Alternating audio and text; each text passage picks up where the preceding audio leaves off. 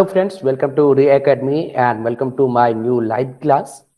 And in this class, friends, we are going to cover weekly current affairs, first week of November 2021. And this class is presented by me, Prabhakar Jha. So first of all, friends, in this class, we are going to discuss, you can say topics related to mains. And after that, we'll discuss topics related to prelims.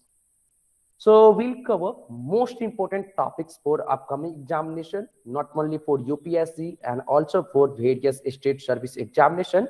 For example, Odisha Public Service Commission, then also Assam Public Service Commission, Uttar Pradesh Public Service Commission, Bihar Public Service Commission, Andhra Pradesh Public Service Commission. Okay, then there is also Telangana, Tamil Nadu, Karnataka Administrative Service. Okay, so first of all, friends, very good evening. Okay, all of you, and I hope your preparation is going on right track. Okay, so anyone, okay, if you have any problem, do you have any problem? So feel free to ask. Raise your hand. I will ask you problem, and I will try to destroy as soon as possible. So anyone, do you have any doubt or friends? Don't feel hesitate. Feel free to ask any types of question related to your strategy, related to your preparation, related to current affairs topic, related to polity topic, related to history topic. Okay, you may ask. So if you have any types of queries, any types of question, feel free to ask. Okay, I'm giving you 2 minutes, and after that, friends, I will start our discussion. Okay, and so maybe no one has any doubt, any you can say problem.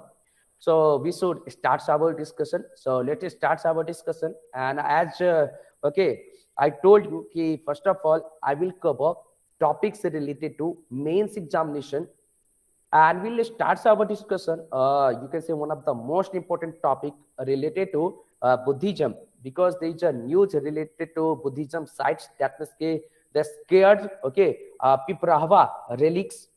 Then we'll discuss second topic, China passes new border law, and also we'll discuss minority right. You can say human rights related to China Uyghur, Muslims.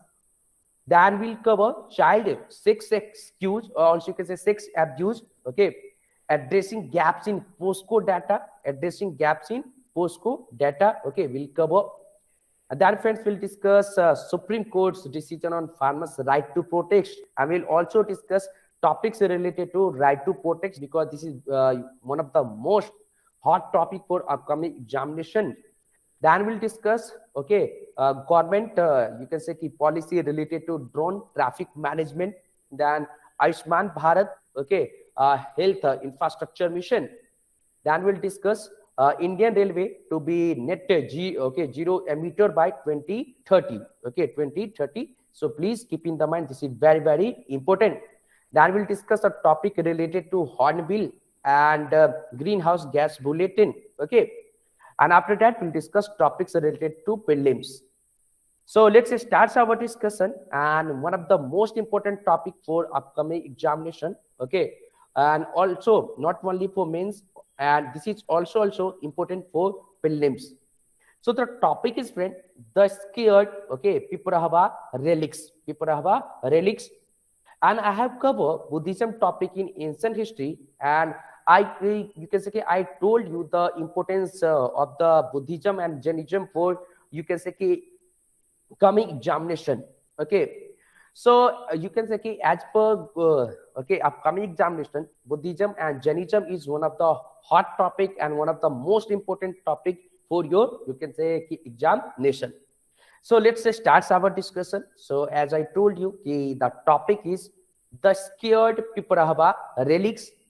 So this topic is related to history, and if you are preparing for UPSC, so as per UPSC syllabus, this topic is related to General Studies paper 1.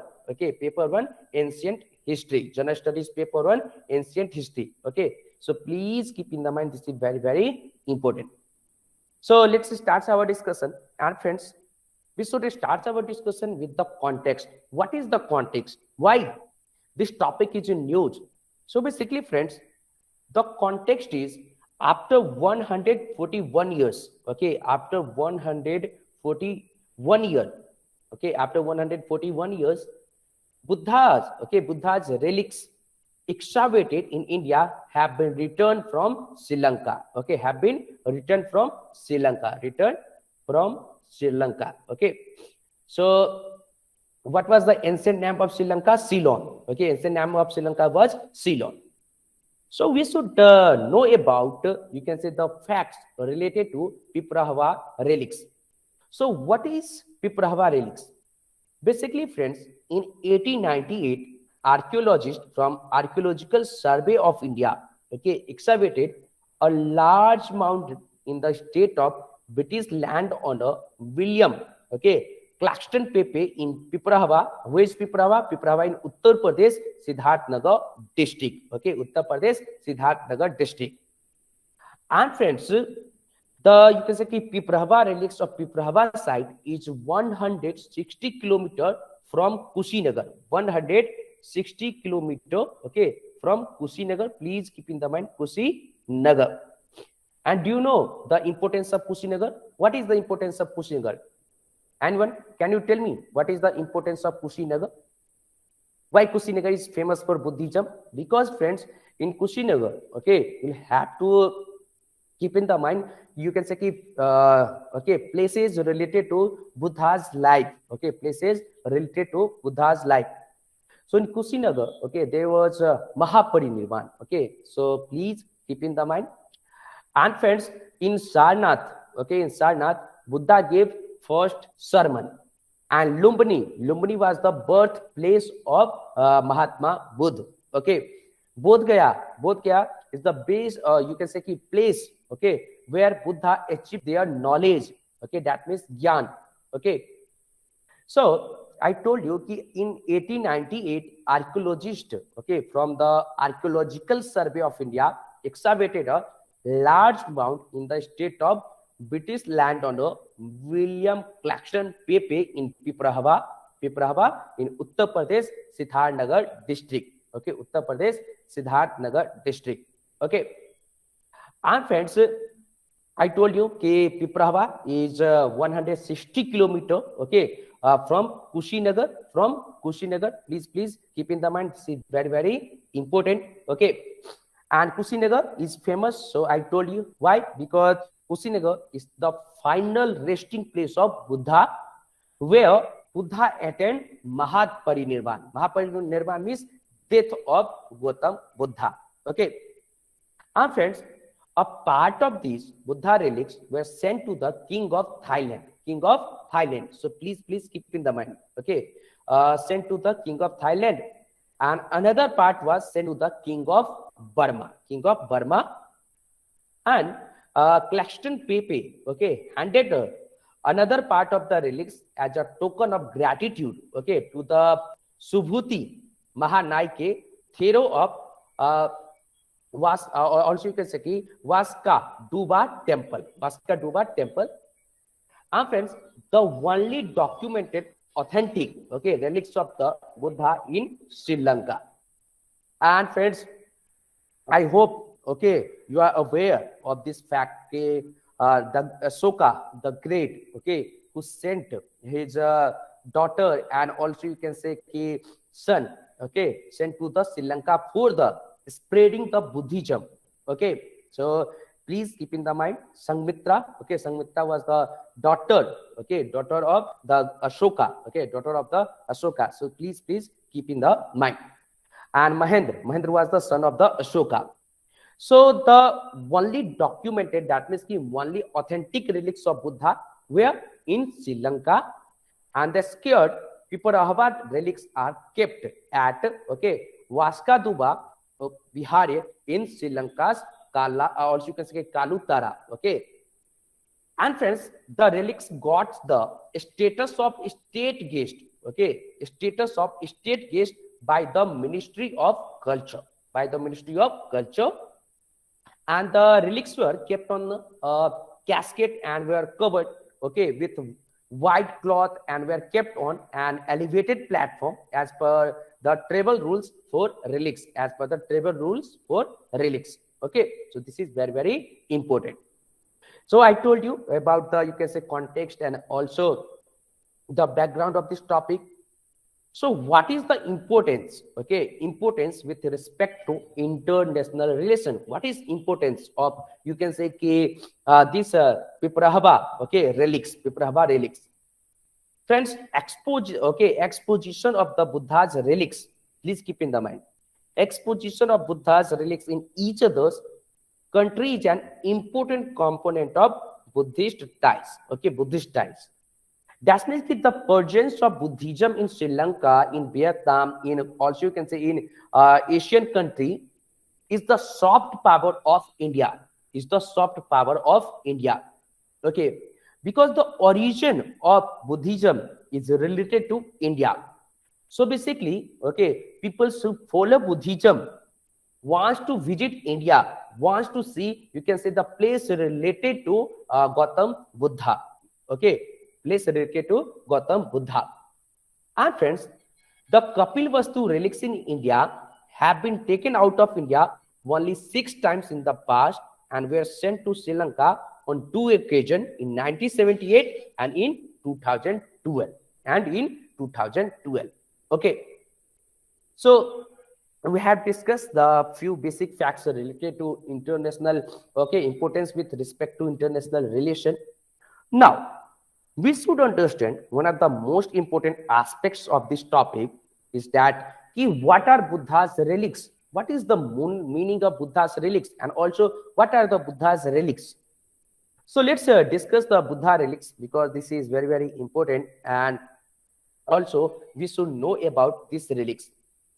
Friends, Sakyamuni, okay, Buddha's ashes are said to have been divided into 8 portions and inserted in 8 countries in stup, okay, built for them. And in 1898, relics were discovered at Piprahava, okay, also Piprahava on the northern border of India, that means in Uttar Pradesh, and inscription on there, okay, receptacle identified them as those of Sakyamuni Buddha. Do you know now? Another name of Gautam Buddha was Sakyamuni. Okay.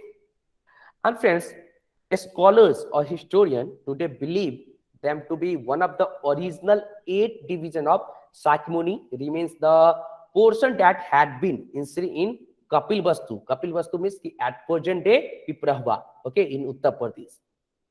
And according to tradition, King Ashok erected 84,000, okay, stup to house the Buddha's relics. So please keep in the mind, for the spread of Buddhism, okay, Ashoka, that means the great Ashoka built 84,000, okay, 84,000. Please keep in the mind, 84,000 stup to house the Buddha's relics. And friends, in China, the first stup dedicated to the Buddha's relics, and it is believed to have been erected in the 3rd century and from the 4th century, and on stupas came to be erected at various locations. And veneration of Buddha's relics flourished particularly during the Shang. Okay, Shang's era is related to 618 AD to 907 AD, and then Sung 1960 to 1270 980 dynasty, Shang and Sung dynasties.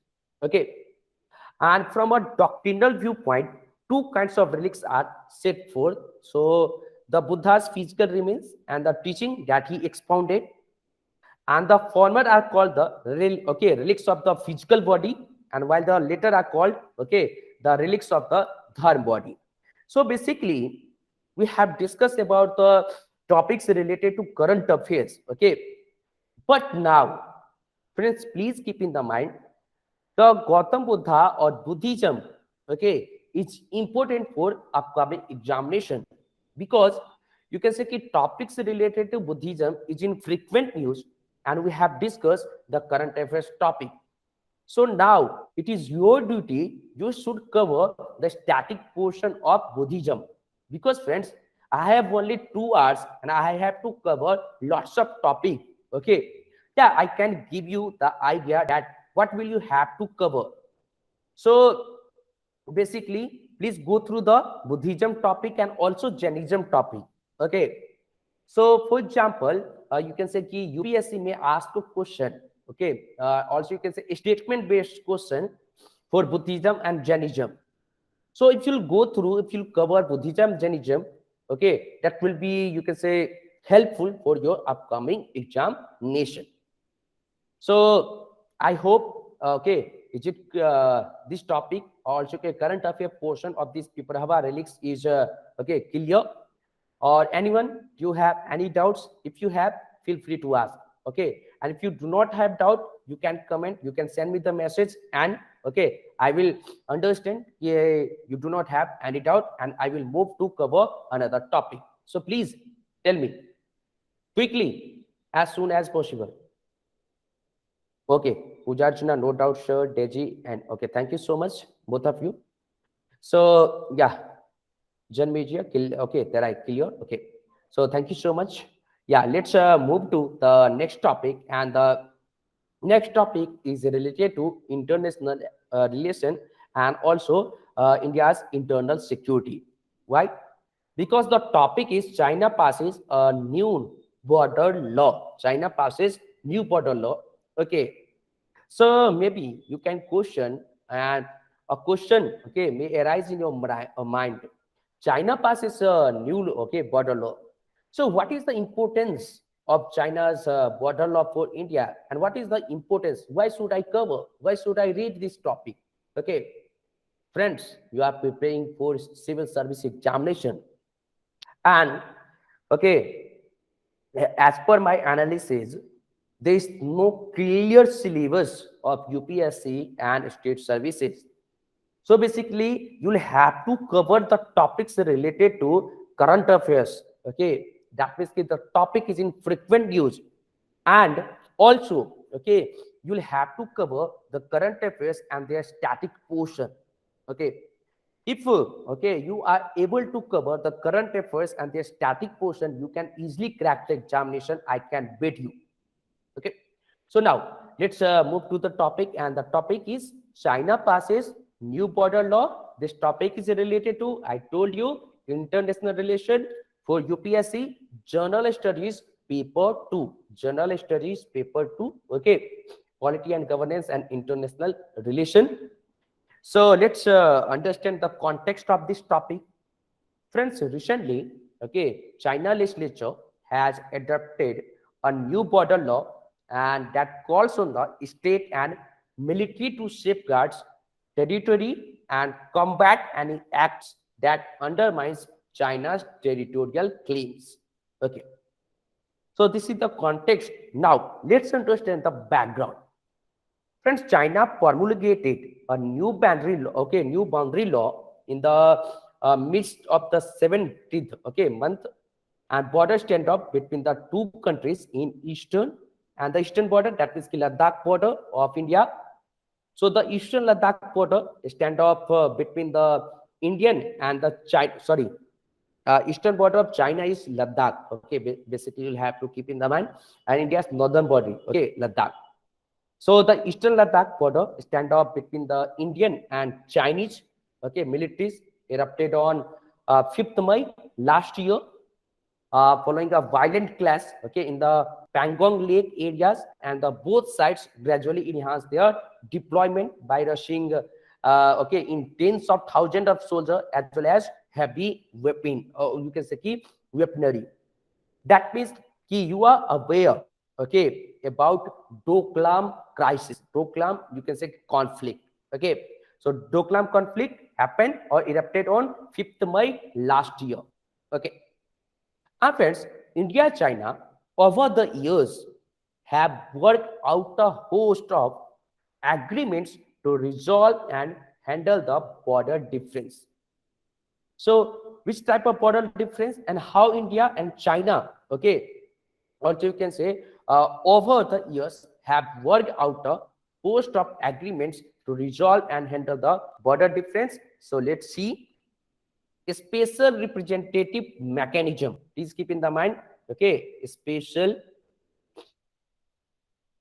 representative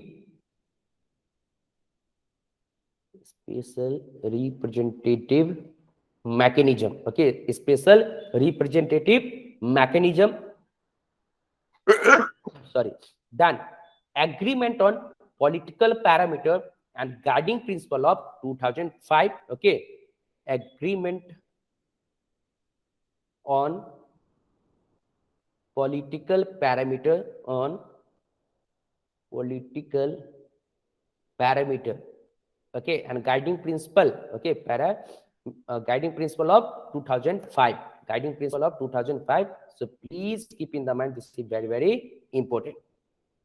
Then friends, WMCC, third is WMCC. What is WMCC? WMCC stands for Working Mechanism for Consultation and Coordination on India-China Border Affairs. Okay, so WMCC, Working Mechanism for Consultation and Coordination on India-China Border Affairs. So WMCC, besides protocols, then CBMS, okay, CBMS, Control Borders Mechanism. Please keep in the mind, this is also important. This is also important. Okay.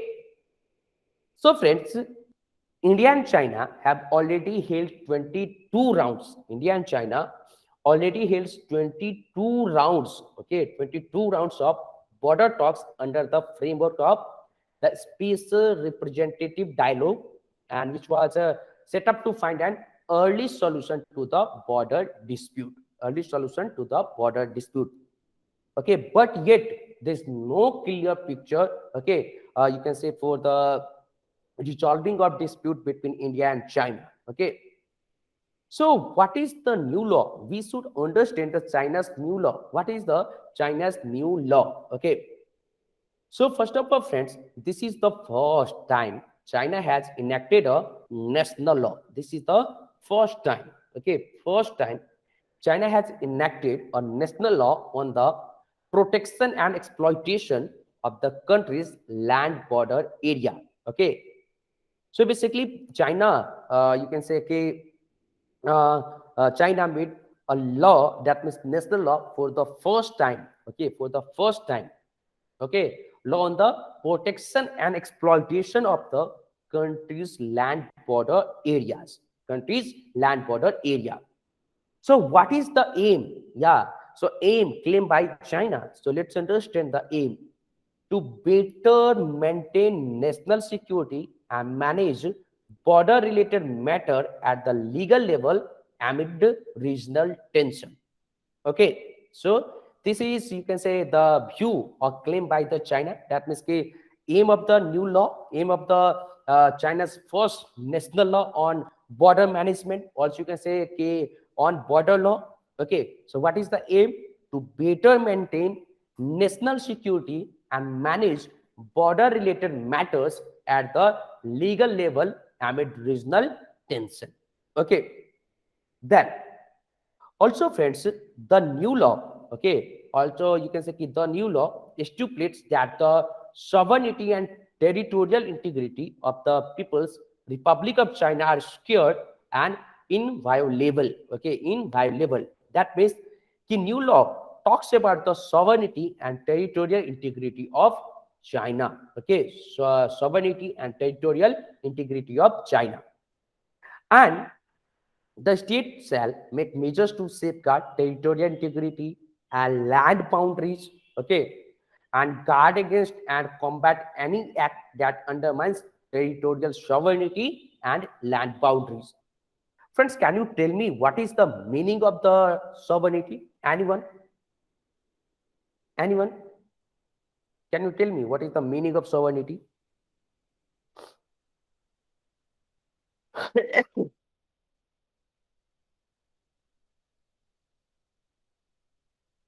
Anyone, if you want to tell me, okay, please raise your hand.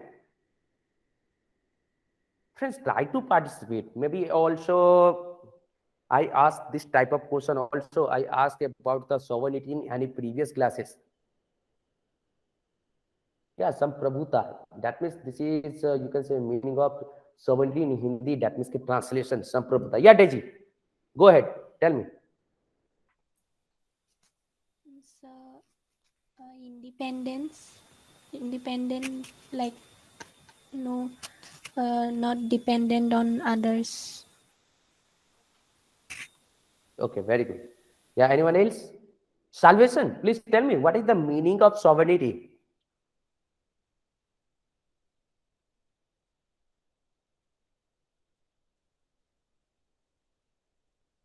Sucharita, please tell me, what is the meaning of sovereignty?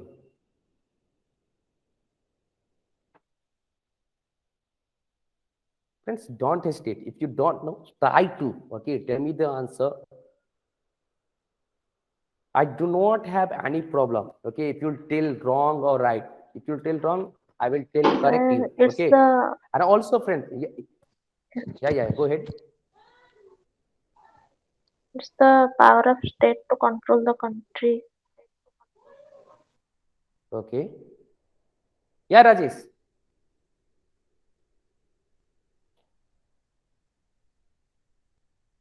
Okay, no problem. I'm going to tell you the meaning of sovereignty. Basically, in a single line, I can tell you the meaning of sovereignty is okay.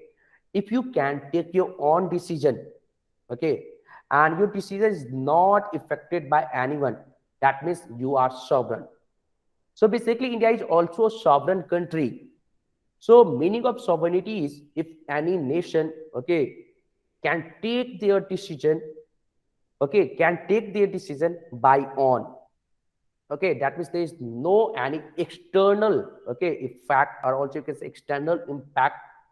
For example, if India wants to take a decision, and okay, there is also you can say, okay, America wants India should, okay, take a decision on the advice of America, okay, on the in India's in national interest. But India, okay, will take a decision by their own, and India will ignore America's, okay, advice, America's also you can say the suggestion, okay. That means the India is not compulsory, okay, to accept the you can say ki advice and feedback of any country, because India is sovereign. India can take their decision by, okay, you can say their own. And also you can say ki if, okay, you can take your decision without, okay, any help of others, so that means you are also sovereign, okay. So basically, sovereignty means also you can say sovereignty is the part, okay, for the making the state, because for the state there is a four thing is important, okay. What? So first land, then population, then government, and sovereignty, okay. Yeah, I told you sovereignty and also you can say territorial integrity. Basically, friends, China new law, okay, stipulates that the sovereignty and territorial integrity of the People's Republic of China are secured and inviolable, and the state shall take measures to safeguard territorial integrity and land boundaries, and guard against and combat any act that undermines territorial sovereignty and land boundaries. And the China new law also talk about the responsibility, okay, also talk about the responsibility. Basically, friends, the new law, okay, designates the various responsibilities of the military, the state council or cabinet, and provincial government in managing the security and economic issues in border areas. So, what will be the responsibility of People's, okay, Liberation Army? That means the PLA. So please keep in the mind. I am going to tell you. So, friends, the People's Liberation Army, okay, PLA, People's Liberation Army, okay. So, People's Liberation Army will have to keep in the mind, it shall carry out border duties, including organizing drills and resolutely prevent, stop, and combat invasion, encroachment, then provocation, and other acts. And friends, according to new law, the state shall take measures to strengthen border defense. Okay, so this is also very, very important. Okay, and support economic and social development as well as opening up in border areas, improve public services and infrastructure in such area, encourage and supports people's life and work there. So this will be the responsibility of state. And friends, the state shall, following the principle of equality, mutual trust, and friendly consultation, handle land border related affairs with neighboring countries through negotiation to properly resolve disputes and long standing border issue. Okay, long standing border issue. This is very, very important. And friends, the new law includes a significant Article 43. Okay, we'll discuss what is Article 43 of China new law. Okay, that is China new law for standing borders issue. Okay, so the law includes a significant Article 43, and it stipulates the support of the state. Okay, support of the state for the construction of border towns, strengthening supporting capacity of construction and improving the functioning of border towns. So basically, friends, Article 43 of China new law, okay, talks about, please keep in the mind, talks about the support of the state and support, okay, of the state for construction of border towns, strengthening supporting capacity for the construction and improving the functioning of border town. And friends, if okay, you'll analysis, and after that you can easily understand, in the past year China has been constructing a number of towns with proper infrastructure close to the border in Tibet, and that have a significant part in border defense. And by the end of 2020, okay, there will be more than 600 well-developed high-standard border villages, while accessible roads, around 130 border roads have been built, okay, or reconstructed, okay, reconstructed. So this is very, very important. So now let's understand new law. Okay, with the picture of this image, you can easily understand. You can see here, okay, China's new, okay, border law talk about the, you can say, strengthening, okay, the border of China. So according to its observers, okay, administrators, or also you can say diplomat, the China new law would formalize some China's recent action in disputed okay, region with India and Bhutan. Sorry. And friends, the new law includes People's Liberation Army strengthening, okay, troops in areas along the India border and multiple transgression across the LAC. LAC means line of actual control. As China has also constructed new frontier village. Frontier village means border village along its border with Bhutan at the disputed Doklam Plateau. Okay, and the China new border law will come into force from 1st January 2022. 1st January 2022. So we have discussed about the new law. We have discussed the, you can say, the analysis portion of this new law. Yeah. So now we should discuss about the concern. Okay, concern. Sorry, concern related to China new border law. So what will be the concern? It would formulate some of China's recent action in disputed territory with, okay, both India and Bhutan. And the passing of, okay, the passing of the law coincides with the stepped up China's activity along the land borders, and which have mirrored action in disputed waters in the East and South China Sea.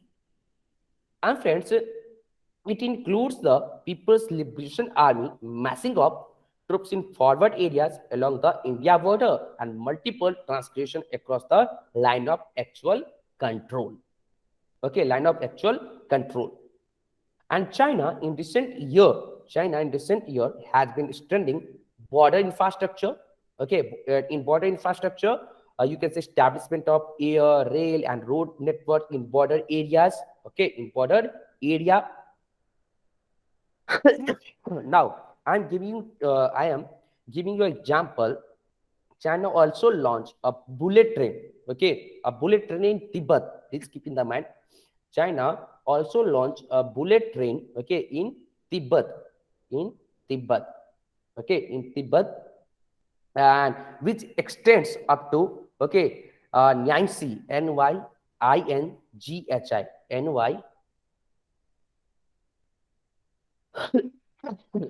okay, Nyangsi.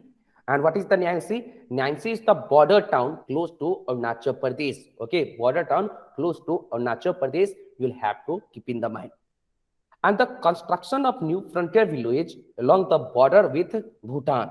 Okay, so this is the concern for India. This is the concern for India. Now, we should discuss why new law, okay, is significant for India. We should discuss. So let's discuss why new law is significant for India. Basically, friends, the new law, okay, which was formulated by China, drew up sharp reaction from India, as it was passed in the a protracted military standoff between the two sides in eastern Ladakh. And China claims of 90,000 square kilometer in Arunachal Pradesh in the eastern sector, and it has illegally occupied 38,000 square kilometer of Aksai Chin in the western sector of Jammu and Kashmir. And while recent tension in the western sector have been centered on Ladakh, and both sides, that is China and India, have lately clashed in Uttarakhand as well. Okay, Uttarakhand as well. So I told you. Now, what is China's take on India's concern? What is the reply of China on India's concern? We should discuss. Basically, friends, China said, China said that it is new land border law will not affect the implementation of existing border treaties. Okay, and India and Bhutan are the two countries which China is yet to finalize the border agreement, while Beijing resolved the boundary dispute with 12 other neighbors. That means China's border, okay, also you can say China's international border share with, also we can say China has a land boundary of approximately 22,000 kilometers with 14 countries. Okay, with 14 countries. Okay, and China has finalized the border agreement with 12 other neighbors.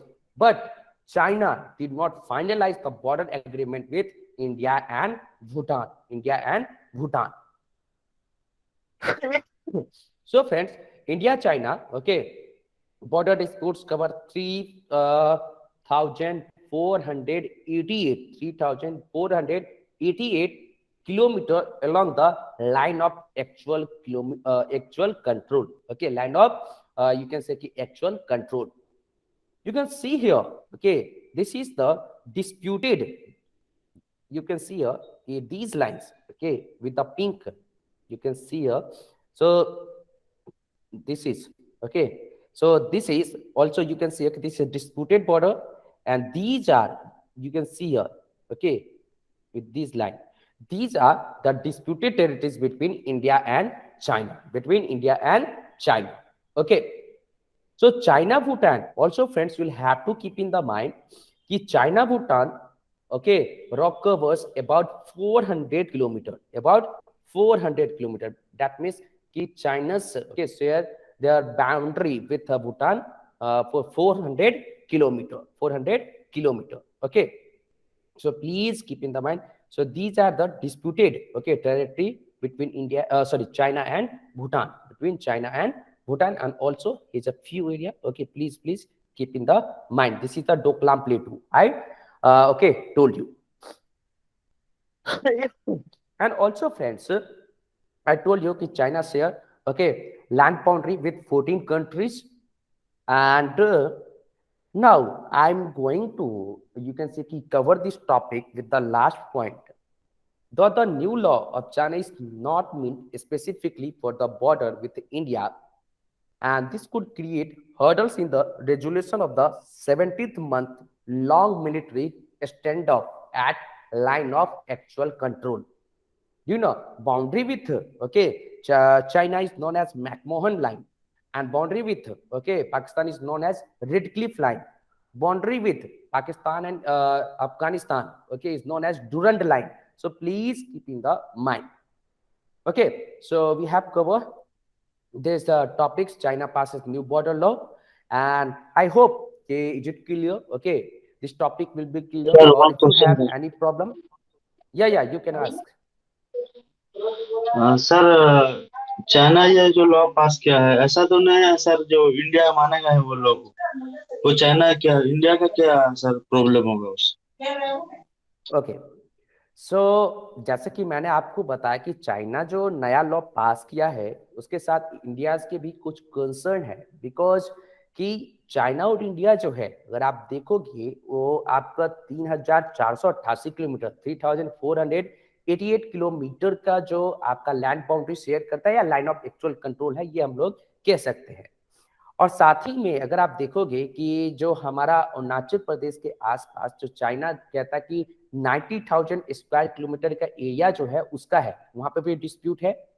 और China ने illegal तरीके से 38,000 जो square kilometre का area जो है excise का, उसने वो भी कवर कर लिया है।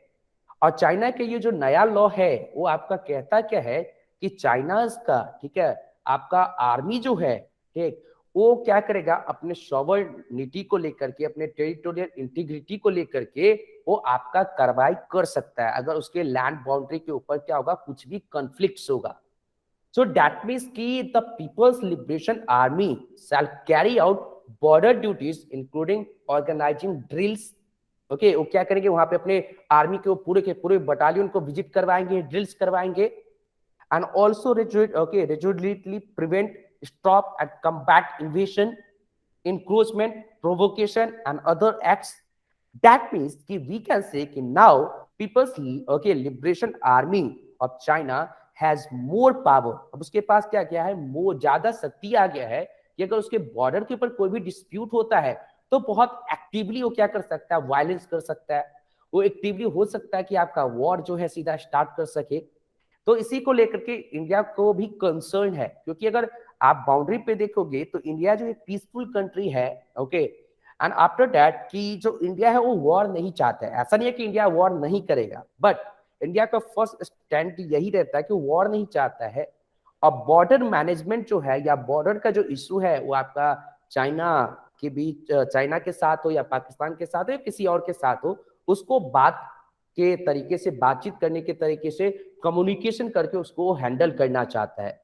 तो जैसे कि अभी मैंने आपको बताया कि अभी जब आपका डोकलाम इशू हुआ उसके बाद इंडिया और चाइना के बीच जो है आपका 22 मतलब कि 22 से ज्यादा बार जो आपका डायलॉग हो चुका है।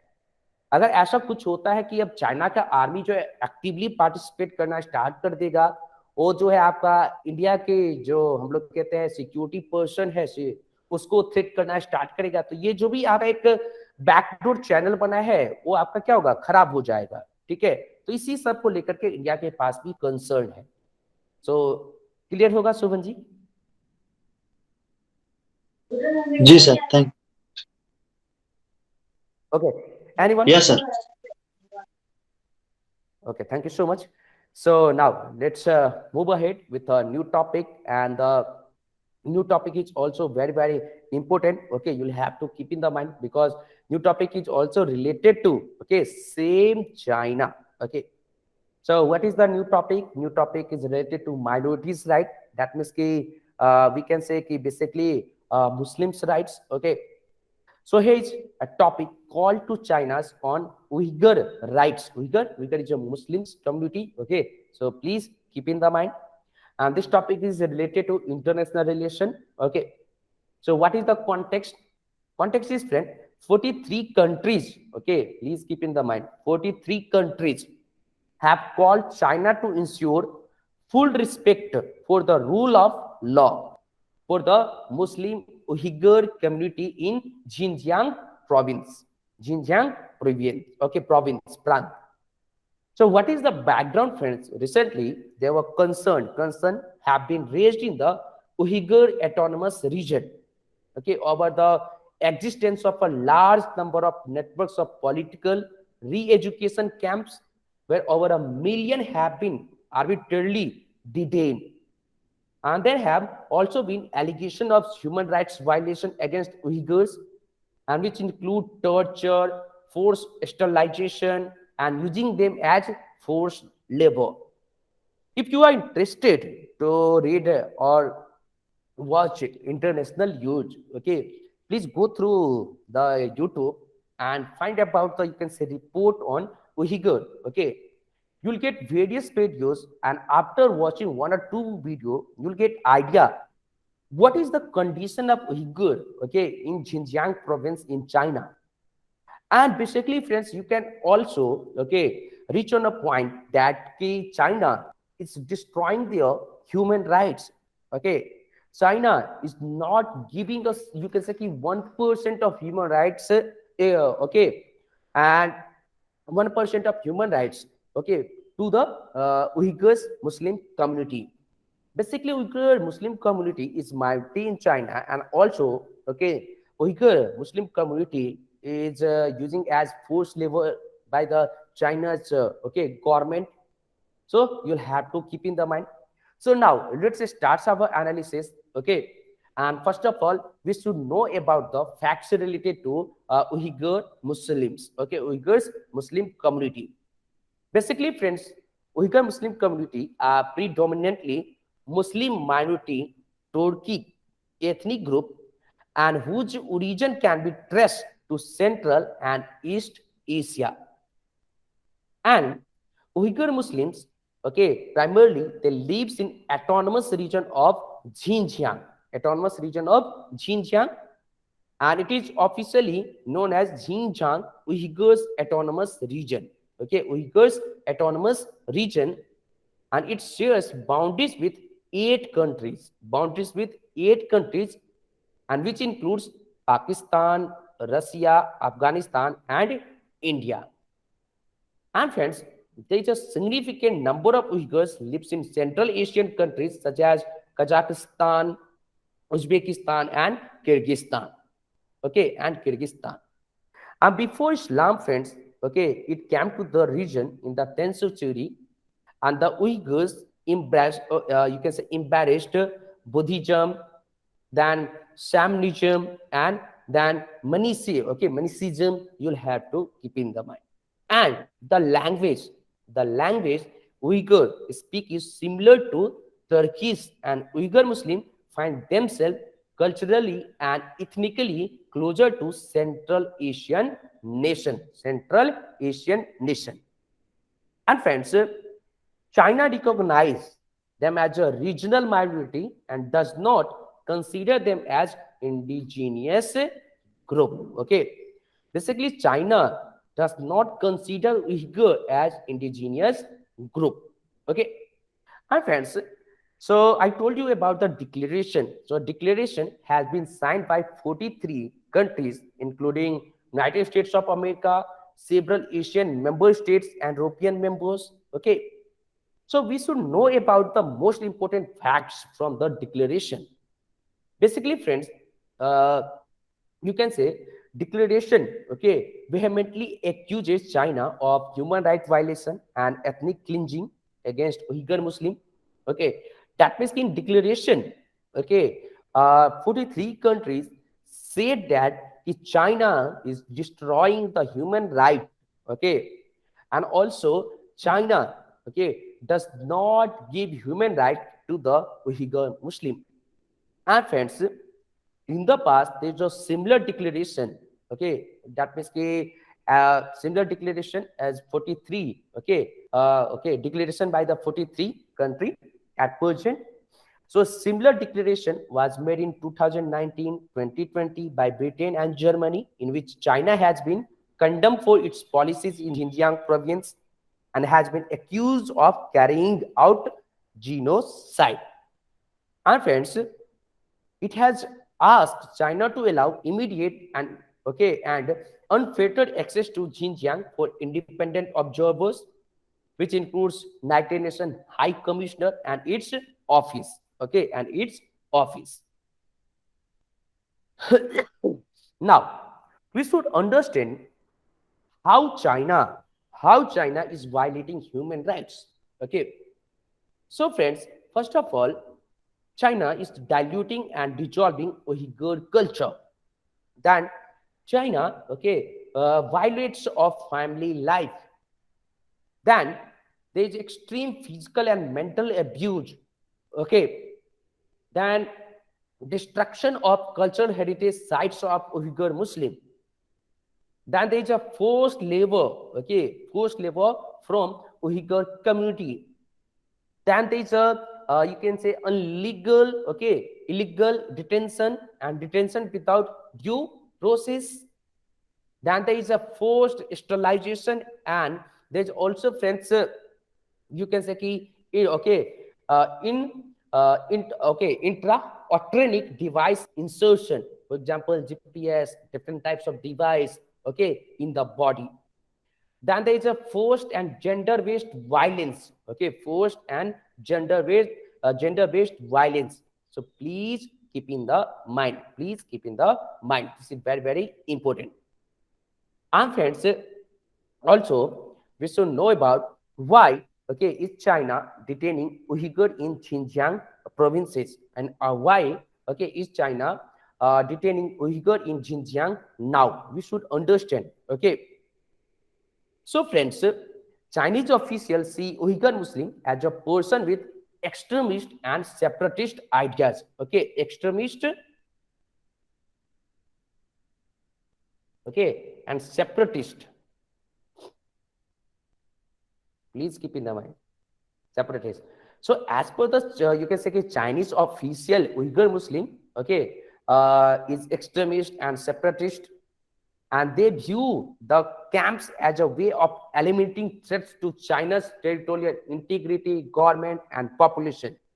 So basically, according to China's official, Uyghur Muslim is threat for China's territorial integrity, then also threat for Chinese government, and also threat for Chinese population. And friends, there were a statement of President Xi Jinping, and President Xi Jinping warned of the toxicity of religious extremism and advocated for using the tools of dictatorship to eliminate Islamist extremism in Uyghurs community. So please keep in the mind. And there is also economic factor, economic factor for China's detaining Uyghur in Xinjiang provinces. So what is the economic factor? We should understand Xinjiang region, an important link in China's Belt and Road Initiative. Belt and Road Initiative. And friends, to eradicate any possibility of separatist activity in the Xinjiang provinces, to ensure its safe development, and it resorts to such method. So basically, Xinjiang is important provinces, important place for China's important Belt and Road Initiative. Then human rights. Please keep in the mind. Just a minute. Yeah. Then the also important point is that human rights organizations have observed that the economic benefits of resource extraction and development are often disproportionately enjoyed by Han Chinese. That means Chinese ethnic majority, and Uyghur peoples are increasingly marginalized. That means resources of Uyghur is using by another people, using by another group, using by another ethnic group. So please keep in the mind. Because friend, in Xinjiang provinces, there is a lots of natural resources, but natural resources is using by another Chinese majority group, and Uyghur is not able to use the you can say Xinjiang provinces. and arbitrarily detained have been forced to work in factories close to detention camps, because in Xinjiang provinces there were lots of detention camps. Okay, and in detention camp we can say there's a various illegal activity done by Chinese official. And friends, a report from Strategic and International Studies says that forced labor is an important element of the government's plan for Xinjiang's economic development, and that includes making it a hub of textile and apparel manufacturing. And China described policy as poverty alleviation. Okay, poverty alleviation. Because we can say China, okay, wants to show the international community that China is doing developing work in, okay, Xinjiang provinces. Basically, friends, China is doing, okay, illegal work in Xinjiang provinces. Yes, Chinese government developed various textile factory in Xinjiang provinces. But why? For the forced labor.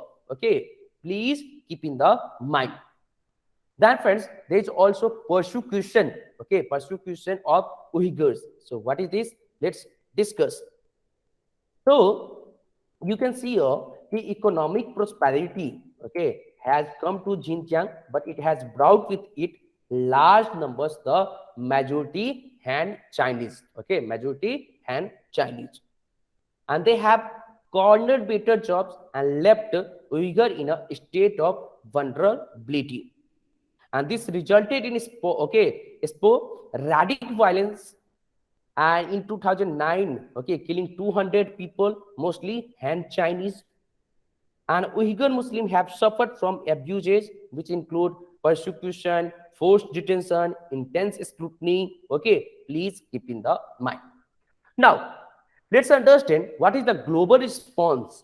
Okay, so economic prosperity has come to Xinjiang. Okay, I told you, but it has brought with it in large numbers the majority in Chinese. So, if you are discussing about the global response, so first up, friends, you can say United Nations officials have demanded access to the re-education camps. Okay, access to the re-education camps in Xinjiang. And the European Union has called on China's respects religious freedom and change its policy in Xinjiang. And human rights organizations have urged China to immediately shut down the camps and answer questions about disappeared Uyghurs. And the United States had imposed visa restriction on Chinese officials and blacklisted more than 24 Chinese companies and agencies linked to abuses in the you can say Xinjiang provinces.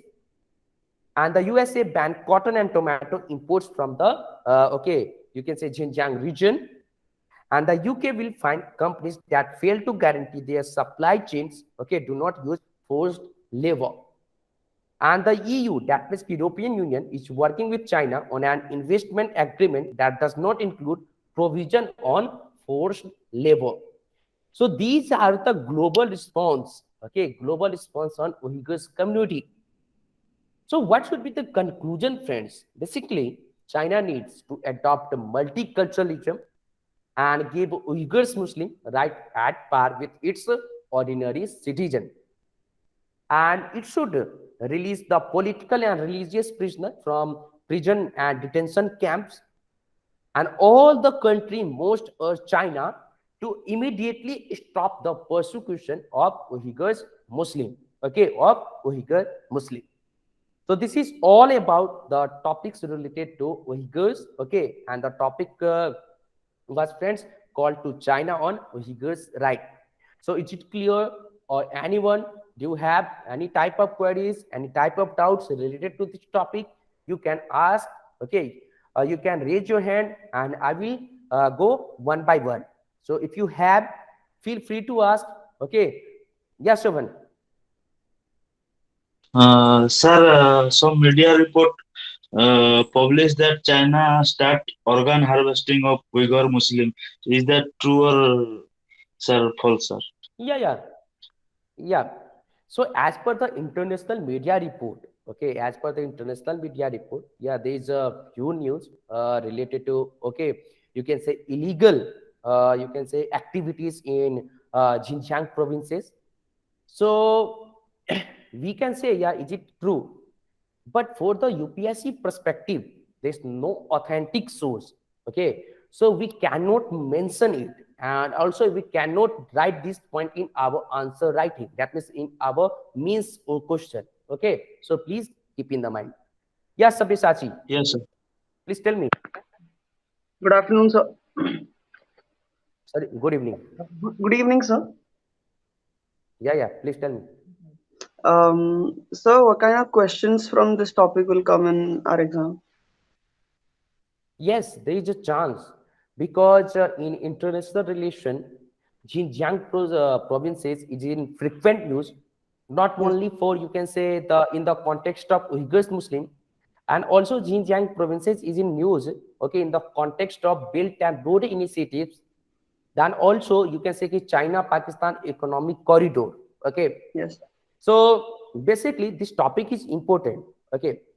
Yeah, there's also chance to come in the examination. Okay, in upcoming exam, and also if you'll not get question related to this topic, but this topic will be helpful for solving the another okay question. You can say for if there will be question related to you can say concern on human rights. So you can mention various points from this topic. Okay, Yes. and in your own words. Okay, so this is one of the most important topic I told. Yeah, anyone? Any doubt? Okay. So I hope this topic is clear. So now we should move on, okay, for the next topic, and also we should discuss a new topic, okay. So new topic is related to child sex abuse, addressing gaps in POSCO data. So we'll discuss, okay. And also, friends, please give me 5 to 7 minute break, and I will join within 5 to 7 minutes, okay. So please wait, don't go because we'll discuss most important topic, okay, for your upcoming examination. So as per your demands, okay, as per your demands, because in maybe in Odisha and also in Assam, okay, there's a chance of mains examination. Mains examination is scheduled within 2 or 3 months, okay. So this topic is very, very important. These topics are very, very important. So thank you so much, and please wait, okay, I will join within 5 to 7 minutes.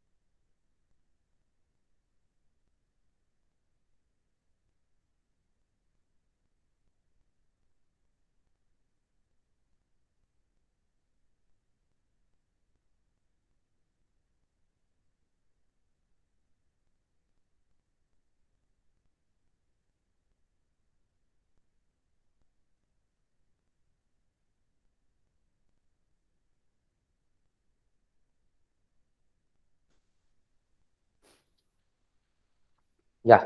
So now let's move ahead with a new topic, and the new topic is child sex abuse addressing gaps in POSCO data. Okay.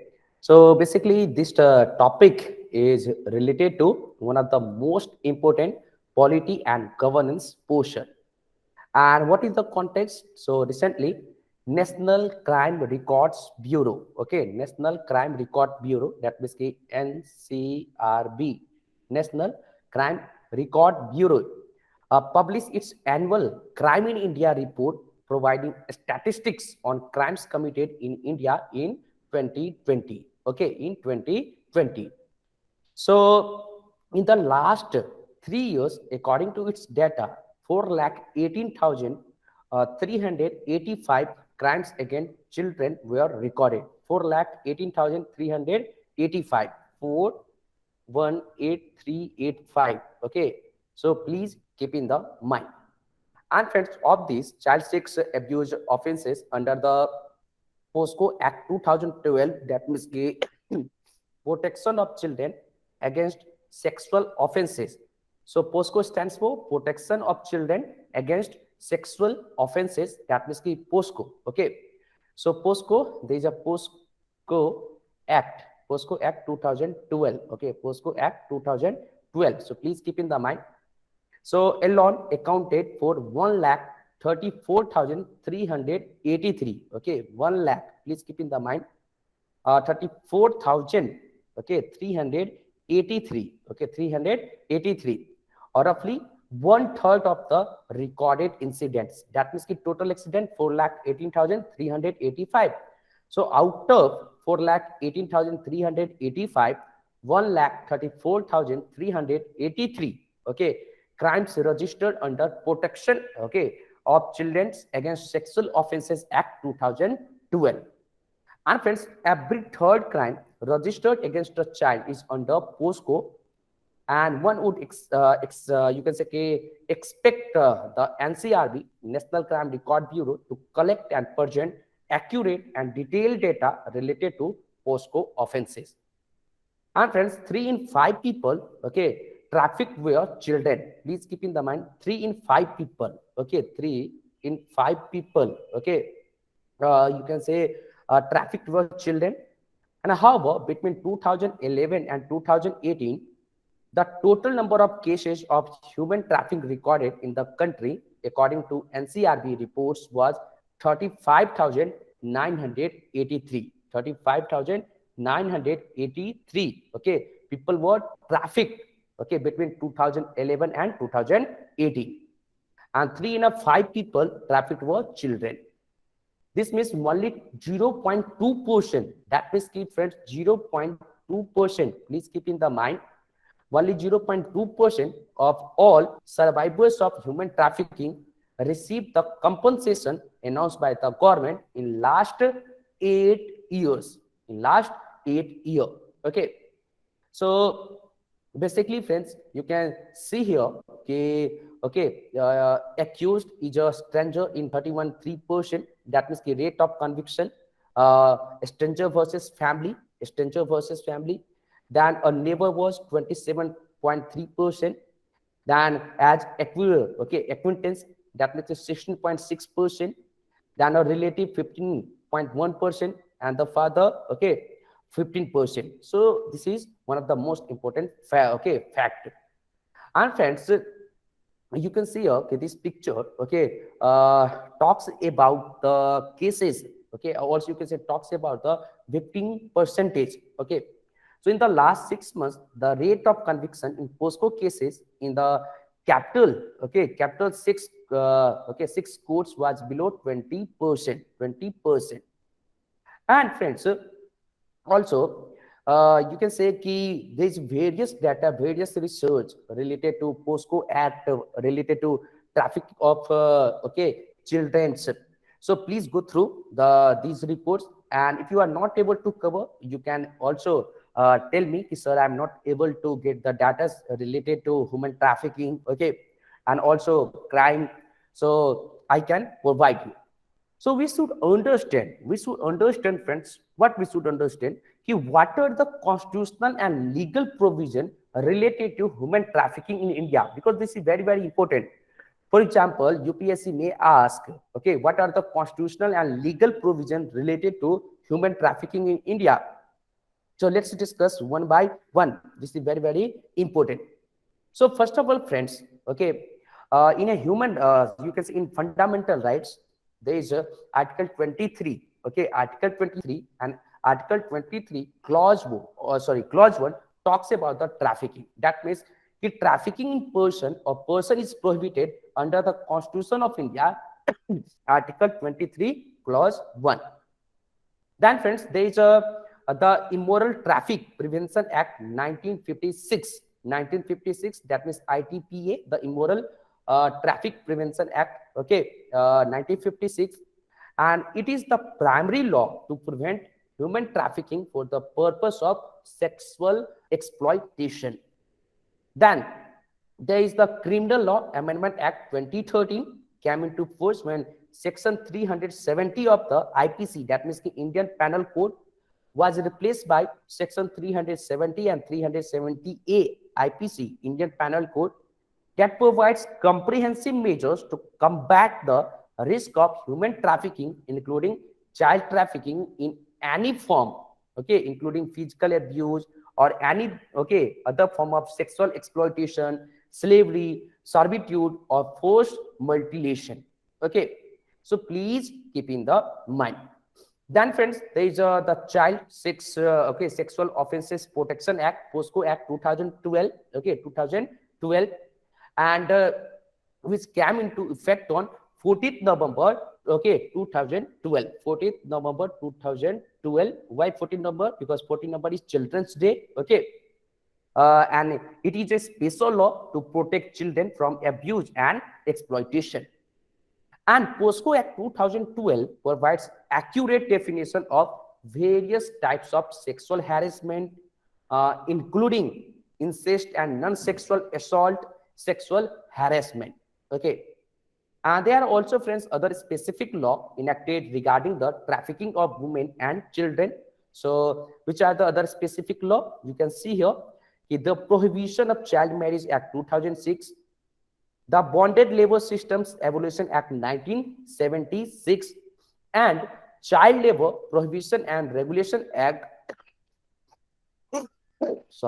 Act 1986. Okay, and friends, government have also enacted law to address human trafficking.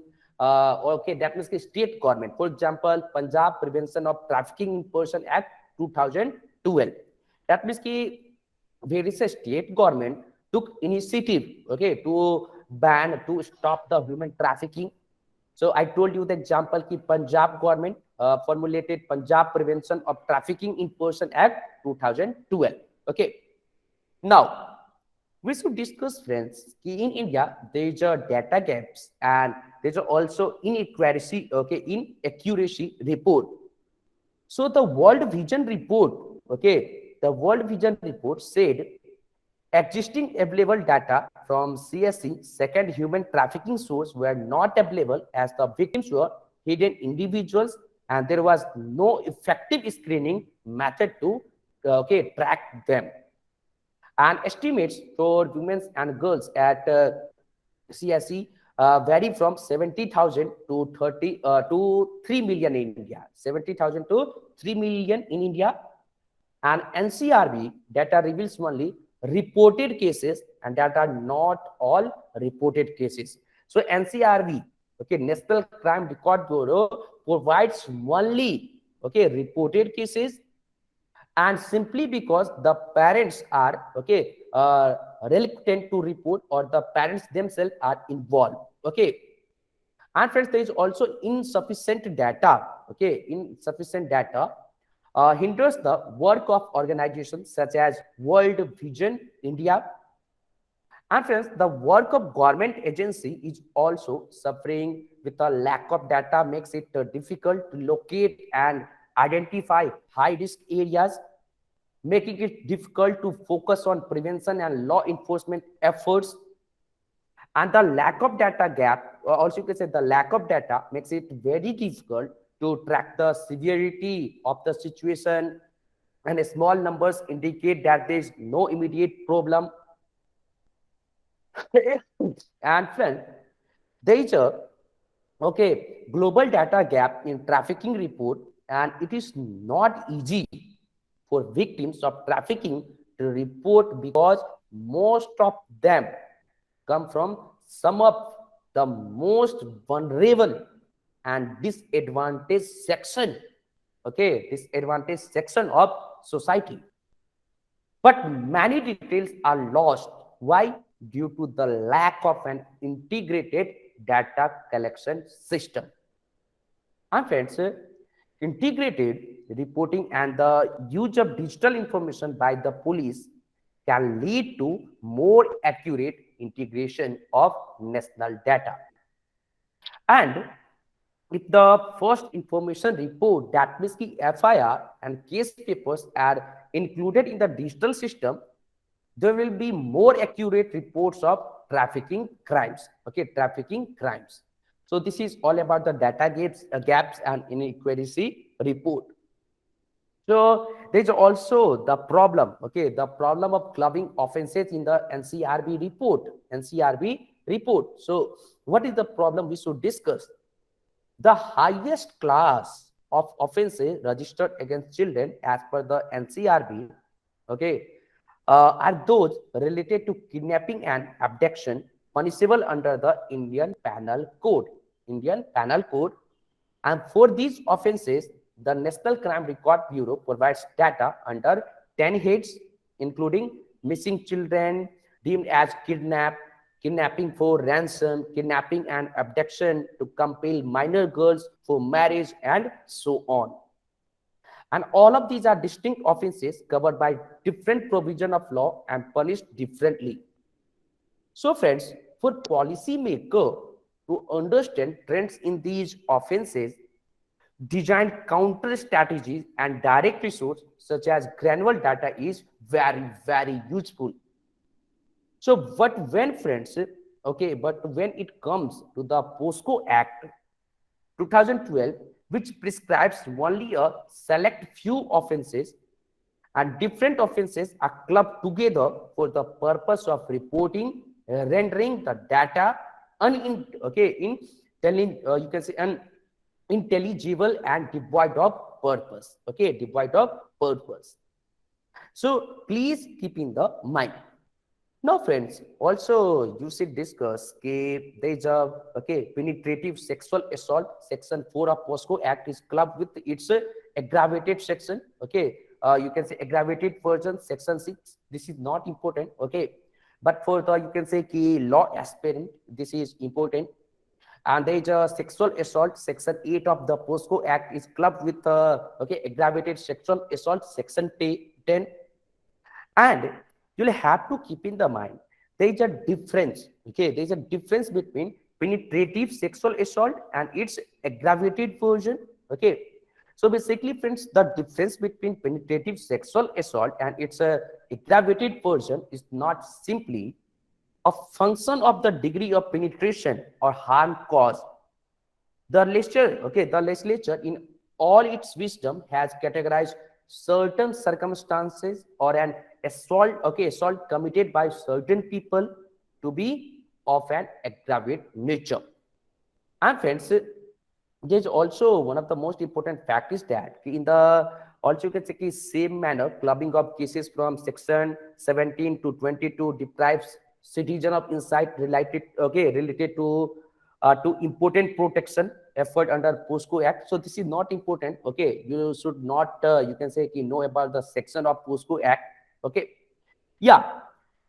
So there is a there is a clubbing of POSCO Acts. So how clubbing POSCO offenses makes data irrelevant?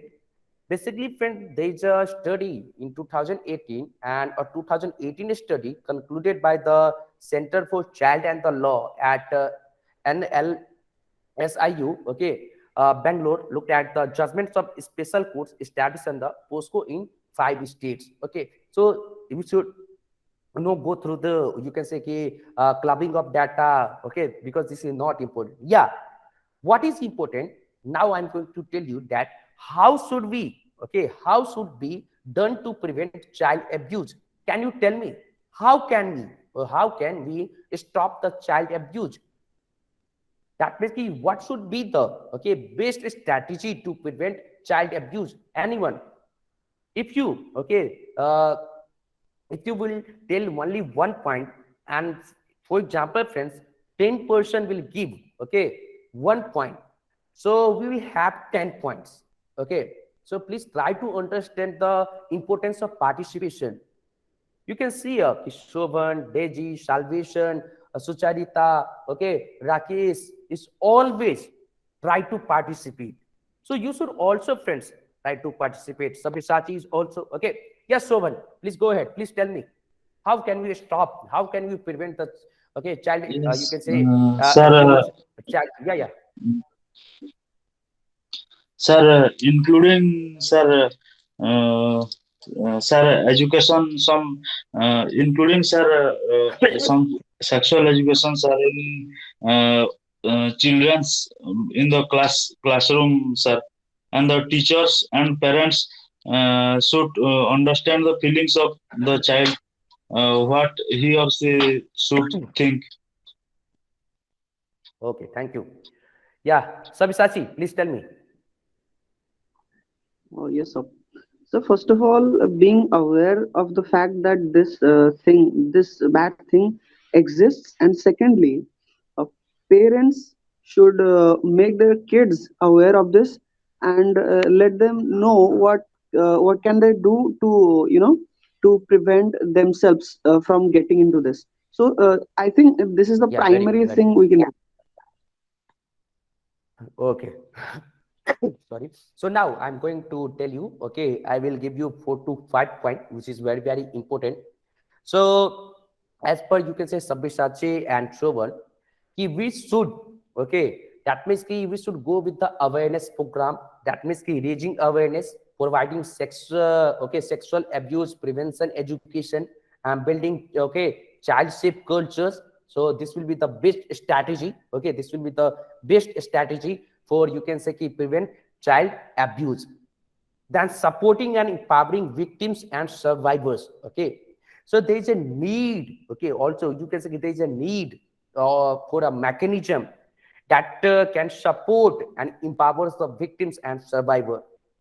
And also we should enhance the response to children who display sexual behaviors that are harmful to themselves or others, and offender prevention and intervention. That means after the study of data, we can easily intervene in you can say intervene, and also we can easily prevent the next crime. Okay, so please keep in the mind improving the evidence based on what works in child sexual abuse prevention and supporting survivor recovery and healing. Then there's also you can say there's a need in reforms in education system. That means in schooling, or also you can say in school there should be a sexual you can say what sexual education, sex education. Then also there is a need to advertise, how can we stop, how can we prevent child abuse. That means friends, if we'll aware the above people, so that means they can prevent. And also there is a need to create a mechanism to inform us. For example, many people traveling in train, and if for example I told you many people are traveling in train, and if anyone uh, see there is a few groups of children, and also you can see there is a few children, for example they are in fear. So maybe they are you can say abducted, and also you can say traffic. So we can inform the you can say police system. So there is a need to reforms in you can say gathering the data system. And also we should move on data collection by the using of digital platform. So these are the best point to prevent child abuse. So please keep in the mind, this is very, very important. you can also mention this point, okay, if you'll get how to prevent, okay, how to prevent sexual abuse, how to prevent trafficking. So we can mention this point. Okay, so let's discuss about the way forward for this topic, friends. Even with limitation, the National Crime Record Bureau data is referred to by policymakers and informs policy decision, and it is imperative, okay, that it continues to improve and become more robust. And as for POSCO cases, the National Crime Record Bureau must avoid clubbing offenses or change its format so as to encourage the police to not club offenses and provide granular data on all cases under distinct section. And this will enable the research and analysis of trends and help in identifying operationalization issue that need to be addressed. And the or you can say this discrepancy must be noted and responded to as soon as possible to avoid questions being raised on the veracity and efficacy of data.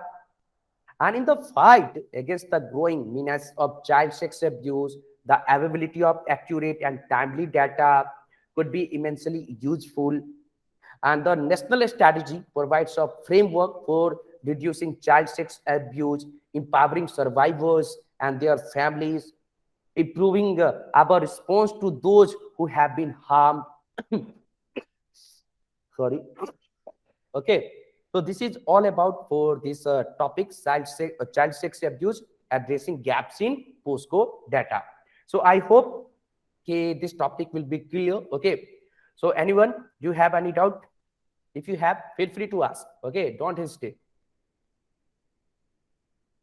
Okay, so now let's move ahead with a new topic, and the new topic is related to Supreme Court's on farmers' right to protect. Okay, so basically, friends, right to protect is one of the most important topic, one of the most important hot topic, and I have discussed it in previous classes also. Okay, about the right to protest. So let's discuss Supreme Court's on farmers' right to protect.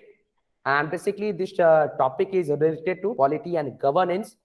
So what is the background? Okay, as you know, the seeds of protest were sown deep during our independence struggle, and making protest an important and indelible chapter in India's national history. Our friends, protests in India have a long and eminent history. And until 7 years ago, India was a colony ruled by Britisher. And in the post-independence era, that means after 1947, its peoples became free citizens. Why? Because of a long series of protests done by our freedom fighters. For example, Mahatma Gandhi, protest. You can say started from the Satyagraha in Pasmi Champaran, Western Champaran, then Ahmedabad, then after that non-cooperation movement, then Khilafat movement, then let's move to protest against the Rowlatt Act, there was also, then friends, civil disobedience movement, civil disobedience movement, then Quit India movement, so I told you ki Mohandas Karamchand Gandhi, that means ki Mahatma Gandhi, also you can say taught the Indian citizen the power of peaceful protest. So, be it the Swadeshi movement of 1905 or Satyagraha in 1930, these movements have the history, of the nation that was the peaceful protest against the colonial rule. And friends, Indian fought a hard every battle to publicly express their views on colonial policies and to show dissent towards British colonialization and to speak to and against the government. So basically in India, there is the roots, there is the historical roots of right to protest. So what is the analysis portion of this topic? First of all, friends, we should know about, in the context of exam, we should understand the constitutional provision of right to protest in India. So what is the constitutional provision of right to protest in India? Basically, friends, the right to protest, Also you can say the right to protest, or also the right to publicly question and force the government to answer, is a fundamental political right of the Indian people or Indians that flows directly from a democratic reading of Article 19. Article 19. You know, Article 19 to Article 22. Okay, there is right to freedom. But friends, you should keep in the mind every right is not absolute. There is a terms and condition. Okay. So the right to peaceful protest is bestowed to Indian citizen by our constitution, and as told you, the part 3 of the Indian constitution, that means the fundamental rights, talks about the right to protest. Okay. So right to protest is a fundamental right. Okay. Right to protest is a fundamental right. Because friend, it is a part of the freedom of speech and expression. Okay. That is a fundamental right under Article 19(1) Clause A. Okay, Article 19, sorry, okay, subclause A.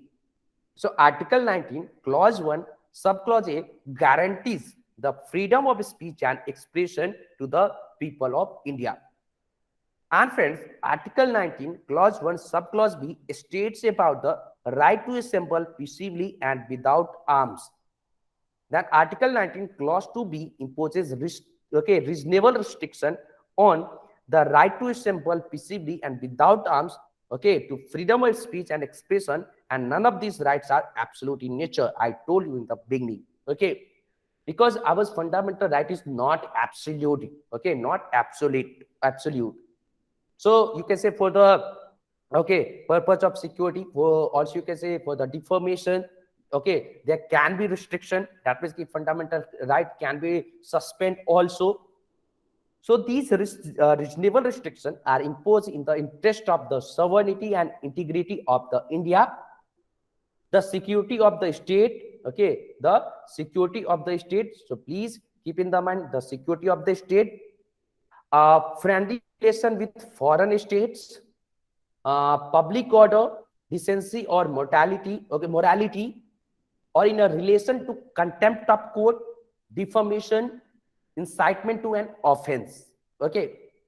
So what is the meaning of absolute right? We should understand, friends, absolute rights are legally enforceable as written in the Constitution and cannot be infringed by any other law or court of order. Okay. But in Indian Constitution, there is not, okay, there is not, also there is no absolute right, okay, because in Indian Constitution, there is a provision which can, okay, please keep in the mind, which can infringe our fundamental right, okay. So this is all about, you can say, constitutional provision. And friends, I told you Article 91, clause, Article 19, okay, clause 1, subclause A guarantee the freedom of speech and expression. And Article 19, clause 1, subclause B assures citizen the right to assemble peaceably and without arms. Okay. But under Article 19, clause 2 and Article 19, clause 3, there is a reasonable restriction.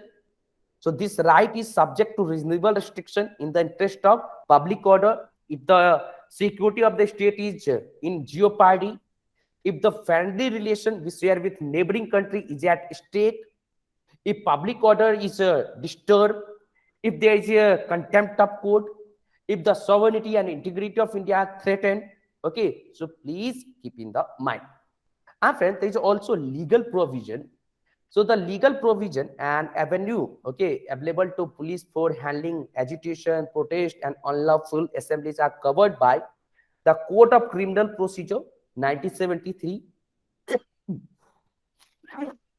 sorry, and the Indian Penal Code 1860, then the Police Act 1861 and the Police Act 1861. So this is very, very important, I told you. So now,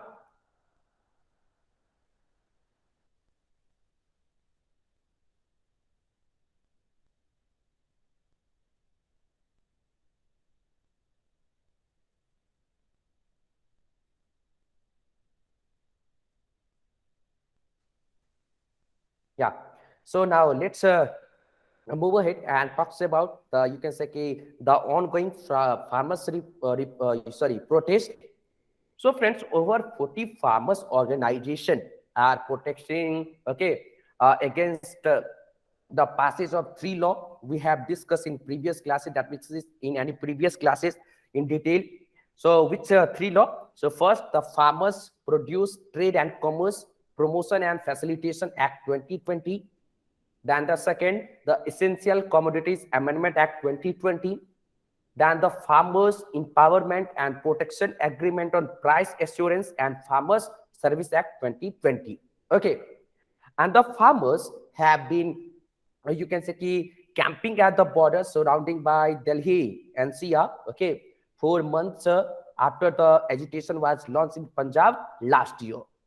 And though the apex court, that means the Supreme Court, okay, had on 2nd January 2021 stay the three farm laws, but the protesting farmers had refused to accept anything sort of repeal of the laws and have continued to protest. Okay.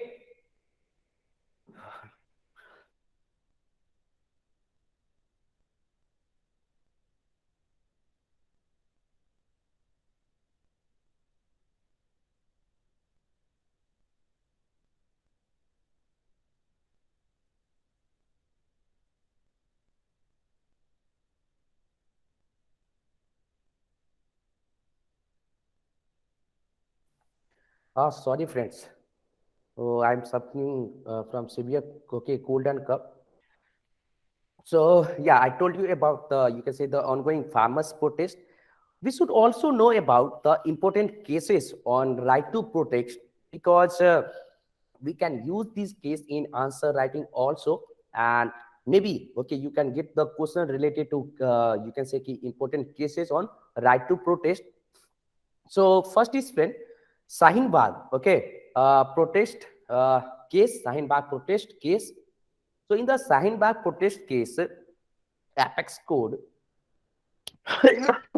Apex Code said that the right to protest should not hamper the right to movement of the public.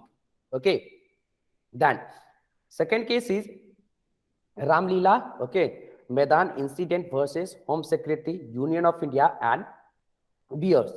Okay. Sorry. In the, you can say Ramlila Medan incident versus Home Secretary, Union of India and Beer case, Supreme Court said that citizens have a fundamental right to assembly and peaceful protest that cannot be removed from arbitrary executive or legislative action. Please give me 2 or 3 minutes.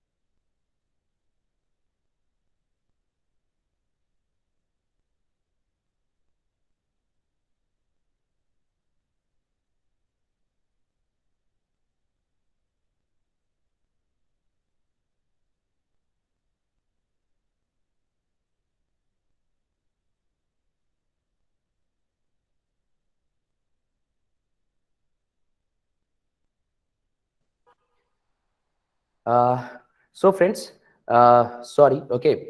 So we have discussed important cases on right to protest. I told you Seinberg protest case, and in the Seinberg protest case, Supreme Court said that the right to protest should not hamper the right to movement of the public.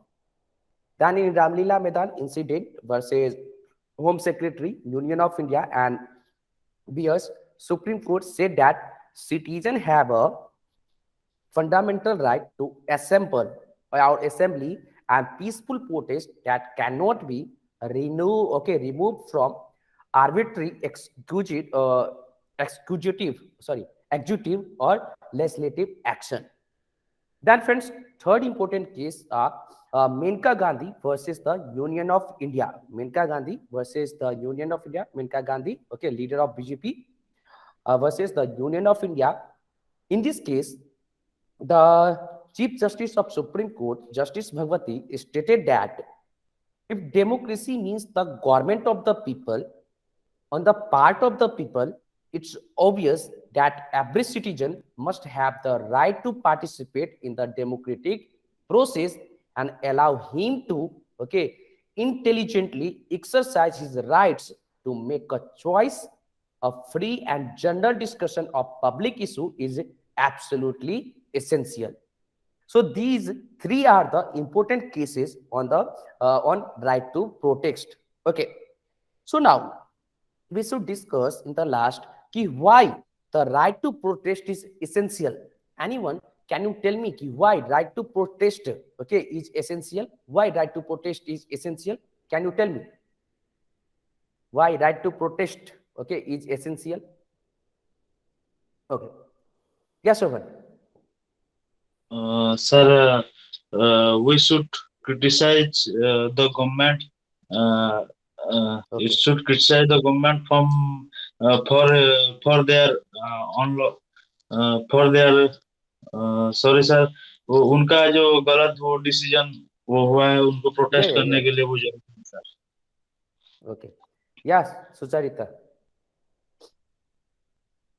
Sir, this is to express their demands and their thoughts, and also for a smooth functioning of the democracy, it is necessary. Okay, very good. Yeah, very good. Both of you are correct. Okay. So let's discuss why, okay, the right to protest is essential. Basically, friends, right to protest is very, very essential. Why? Let's discuss one by one.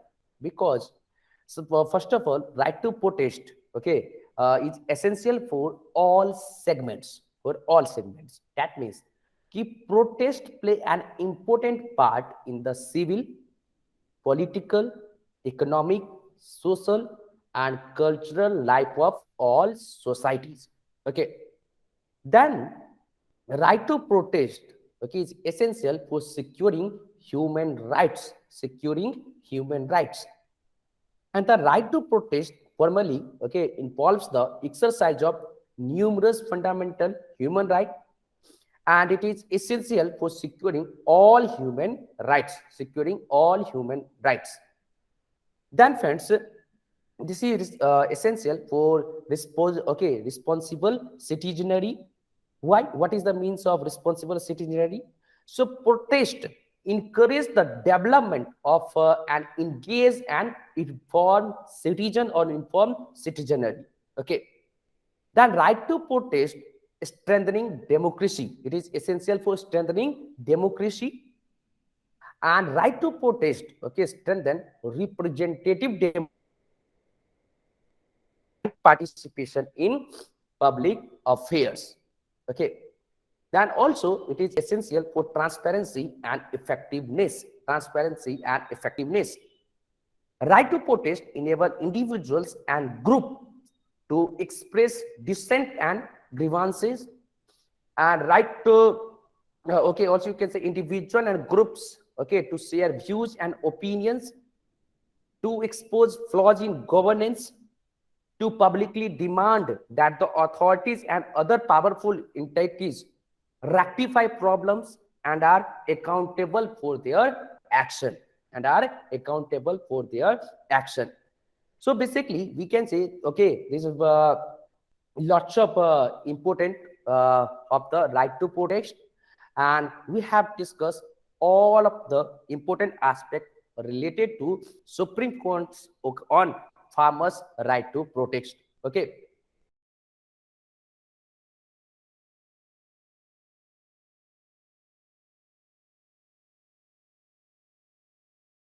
The important aspect related to Supreme Court's on farmers' right to protest. Okay.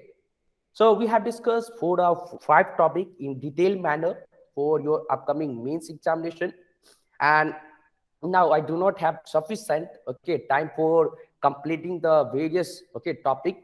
So I will try to complete this topic in upcoming classes, and friends, I will share a notes. Okay, so please go through the notes and try to make your own notes, and if you face any problem, feel free to reach me. You can send me and you can send